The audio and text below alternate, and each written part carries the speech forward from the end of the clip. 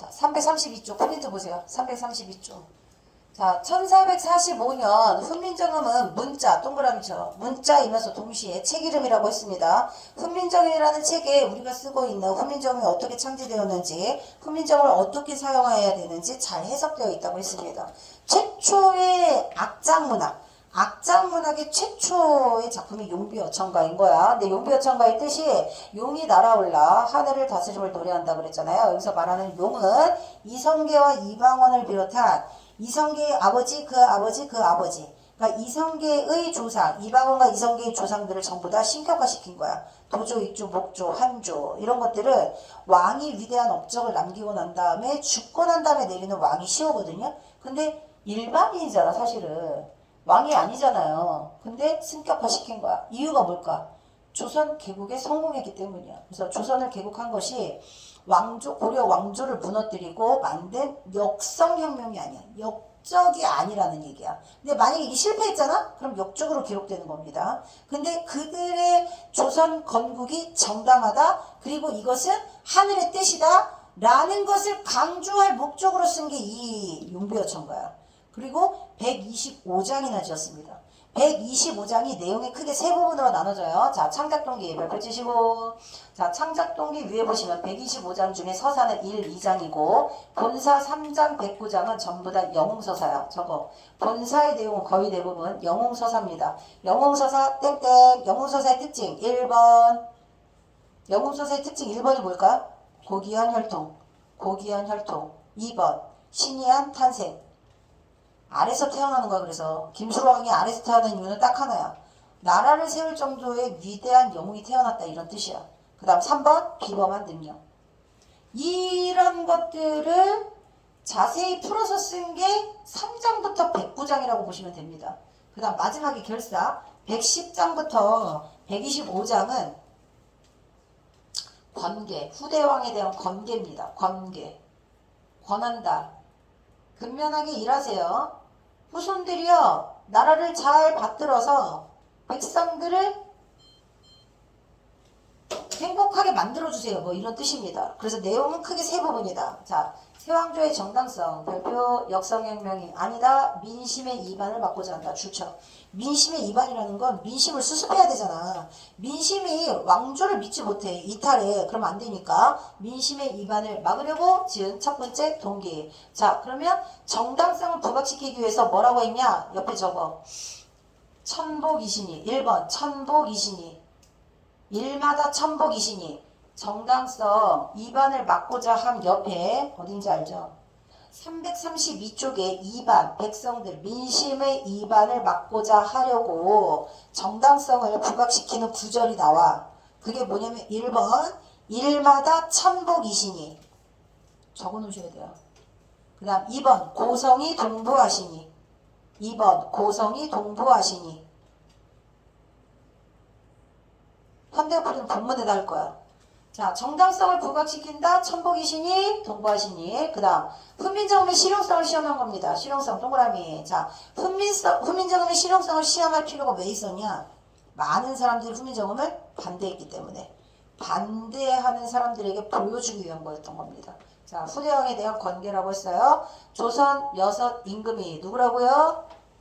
이성계, 이방원, 도조, 익조, 목조, 한조까지 그 위대한 임금들의 업적을 귀감 삼아. 자, 귀감 동그라미 치시고. 후대 왕들이여 교훈을 얻어 잘 나라를 다스려라. 교훈 동그라미. 그거 너 시험지에다가 옮겨 적었지? 자, 그 다음에 특징은요. 기본적으로 2절, 사구, 대구 동그라미, 대구. 자, 특별히 몇 장, 소수 몇 장은 대구 형식을 거의 취하지 않지만 일반적으로 대구 형식이 많이 나온다. 대구는 비슷한 구조로 대응된 비슷한 구조 반복. 비슷한 구조 반복. 그래서 비슷한 구조 찾아야 되고. 자, 궁중에서 연주되어서 악장문학 동그라미, 악장문학 동그라미. 궁중에서 많은 사람들이 모여있는 곳에서 연주했다. 자, 본문은 국문의 한자를 섞어 쓰고요. 그 뒤에 한엽시와 한문 주의를 적어서 풀이하기도 하는데 역사적 사실이나 전설은 중국의 왕의 역사적 사실이나 전설을 많이 따오고 중국의 왕의 사적이나 전설에 대등하게 비교할 만한 조선왕의 업적이다. 이런 뜻이다. 자, 그 다음 본문 한자에 훈민정음과 달리 줄쳐 훈민정음과 달리 한자음을 달지 않는다.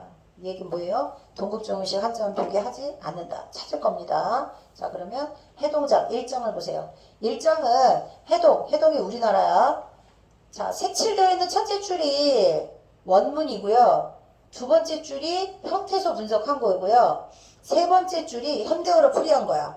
그러면 원문 보고 내가 불러주는 거 풀이하셔야 돼요. 밑에 해석 다 나와 있지만 해동은 우리나라를 말하는 거고 근데 한자 옆에 한글로 표시 안 했어.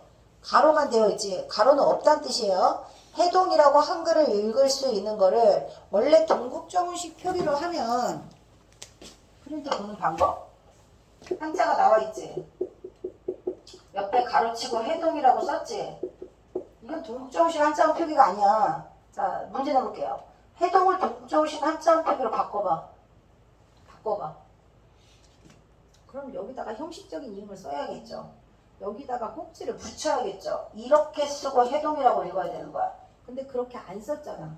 이거는 공부하는 학생들한테 이 한자를 해동이라고 읽을 수 있다고 설명해 주는 거야. 그리고 두 번째 줄 봐. 두 번째 줄에 한자만 나왔잖아. 한자 옆에 한글 표기 있어 없어? 없어. 그러니까 동정한 표기하지 않는다.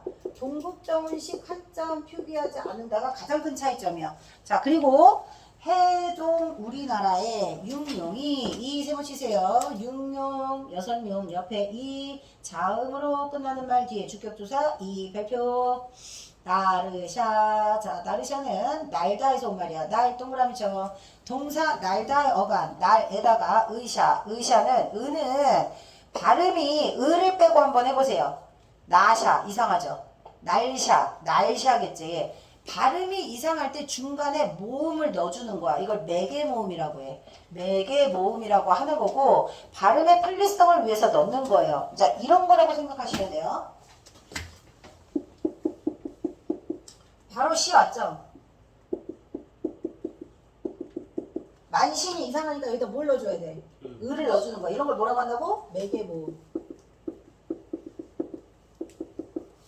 발음이 원활하게 일어나도록 모음을 중간에 삽입한다. 자, 샤 별표.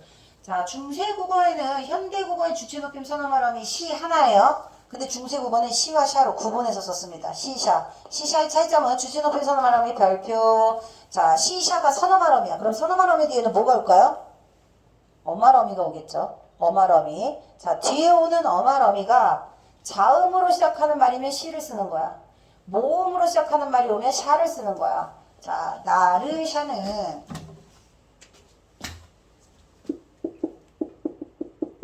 이어적기예요.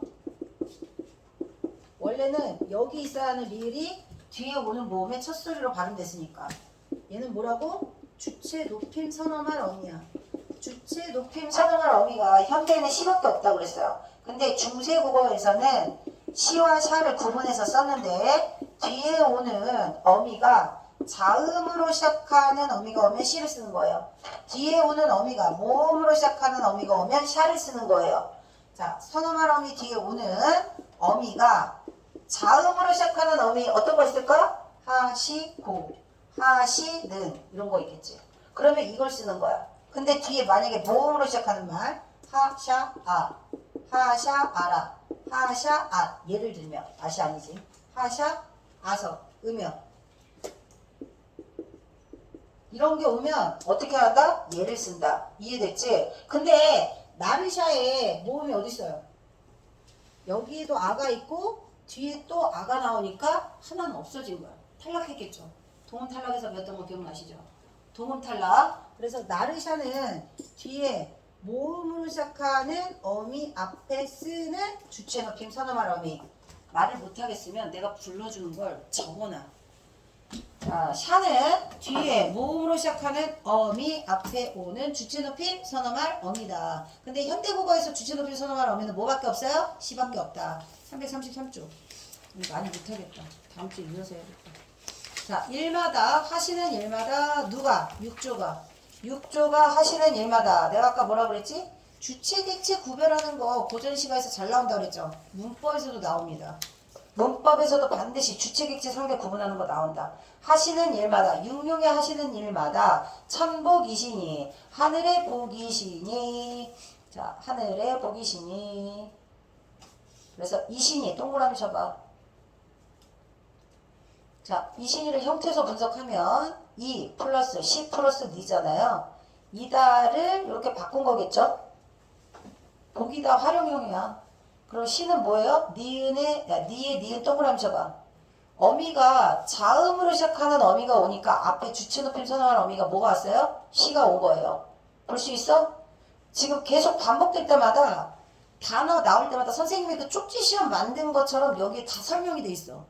내가 쪽지 시험 다 만들고 난 다음에 이 책을 발견해가지고 이거 발견했으면 내가 그거 안 만들었을 텐데.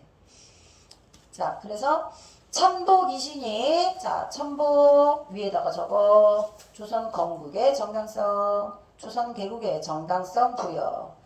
아니, 하는 일마다 하늘의 복을 받은 거야. 그러니 조선이 어떻게 안 세워지겠어. 자, 천명에 의한 것임을 내세운 이유는 뭐다? 하늘에서 도움을 주시다. 천우신주를 말하는 겁니다. 그 다음 고성이 동부하시니. 이거 중요합니다. 별표 치세요. 고성의 이는 주격조사가 절대 아니다. 비교부사격 조사. 비교부사격 조사. 별표. 고성과 딱 고성과 맞아떨어지니. 여기서 말하는 고성은 옛고자의 성인성자거든요. 옛날의 성인은 중국의 옛 성인들을 말하는 거야. 정말 나라를 잘 훌륭하게 다스렸던 옛날의 개국공신들이 중국에도 있었을 거 아니에요. 태조 이성계처럼. 근데 그 옛날에 중국의 유명한 그 훌륭한 왕의 업적에 우리 이성계님이 딱 들어맞는 거야. 찬양하는 거야. 그런데 왜 이런 찬양을 하는 걸까? 이런 위대한 업적은 중국 위대한 왕의 업적과 나란히 어깨를 할 만하니 얼마나 위대하고 대단하냐 이런 뜻입니다. 그래서 고성이 동부하시니도 천명성을 말하는 거다.